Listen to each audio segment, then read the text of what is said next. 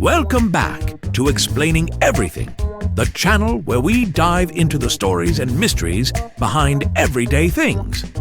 Today's question comes from one of our curious viewers, Celestial Mystic 002. Thanks for the suggestion, Celestial. You asked, why do we sink in quicksand? A plus question. Slippery. Because honestly, we've all seen it in movies. Some poor adventurer takes one wrong step in the jungle and suddenly they're waist deep in goo, waving their arms and shouting, "Save yourself!" Meanwhile, we're sitting there wondering, how is the sand even that wet? So buckle up, because we're diving headfirst, figuratively, into the slippery, squishy world of quicksand. Spoiler alert, it's not as deadly as Hollywood makes it seem.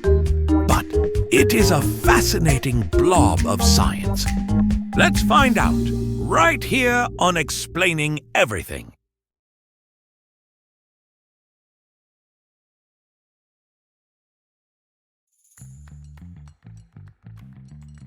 Let's start with the basics. Quicksand is not some magical mud that pulls people to their doom while dramatically screaming for help.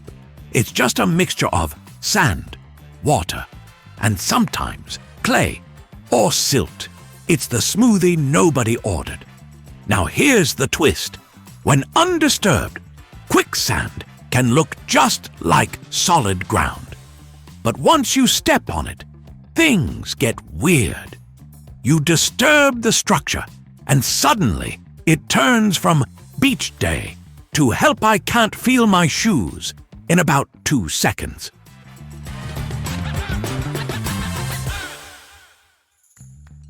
So, why do we sink? Quicksand is a non-Newtonian fluid.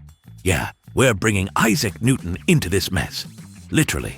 Unlike water or air, non-Newtonian fluids change their viscosity depending on stress or pressure. When you poke it gently, it's all, "I'm a liquid," but punch it or step hard, and it's like, surprise, I'm a solid now. It's the emotional teenager of natural substances. When you step into quicksand, your weight pushes water out from between the sand particles, which causes the sand to compact around you. It's like the ground giving you a clingy hug. And not the good kind. So instead of floating on the surface, like you might expect, you start to sink slowly, because the quicksand loses its structure and can't support your weight. Gravity's like, "Yo, I'll take it from here."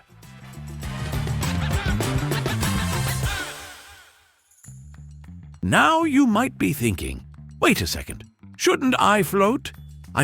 I float in water. I float in the Dead Sea. Why not in quicksand? Great question. And the answer is, you can. Kind of. Your body is less dense than quicksand, which means if you just stood still and chilled out, I know, easier said than done, you'd only sink to about waist or chest level. You're not going to disappear into the earth like a bad Indiana Jones extra. But the problem is panic. Most people start flailing. They try to yank their legs out like they're pulling Excalibur from a stone. But the more you move, the more suction you create, and the harder it becomes to get out. It's like trying to get out of a beanbag chair with wet jeans. You think you're helping, but you're only making it worse.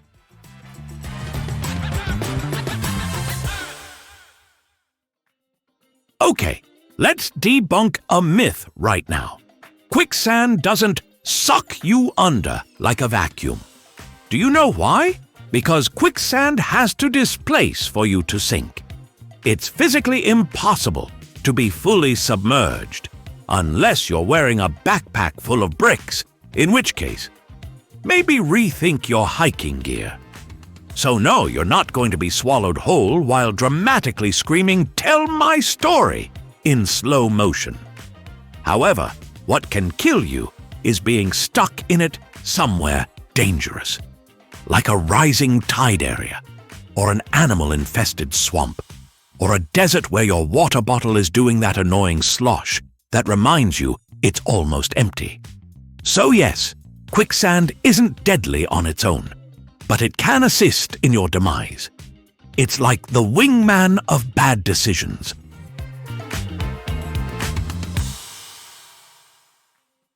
So you've stepped into quicksand.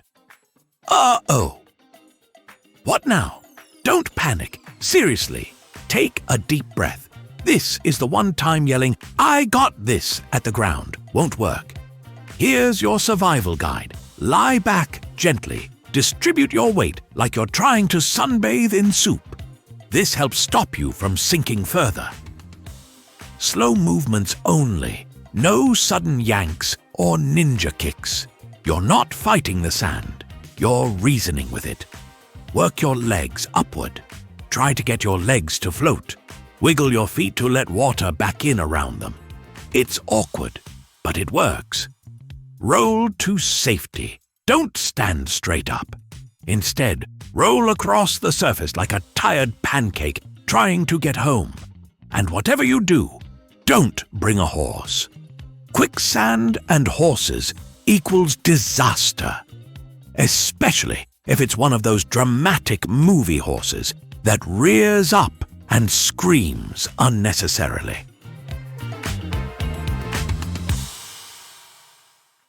Good news, quicksand isn't everywhere. Bad news, it can be in a lot of places. Look out for riverbanks, marshes, wetlands, beaches, and places with underground water seeping up through loose sand. But don't worry, it's not lurking in your backyard like some sand-based horror movie. And if it is, you should move. Also, a fun fact, Mars may have its version of quicksand made from superfine dust. So if you're planning on hiking on Mars, bring floaties.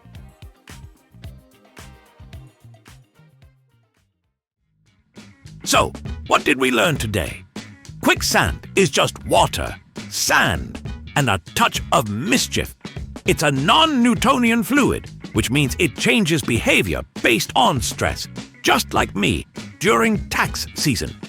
You sink because the sand loses support, and your flailing just makes it worse. You won't get sucked in completely, but it's still not a great place to hang out.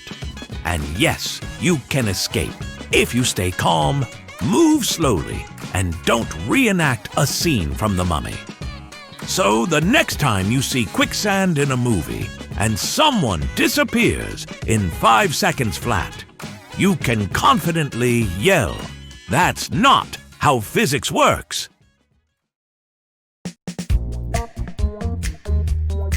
If you like this video, hit that like button and subscribe.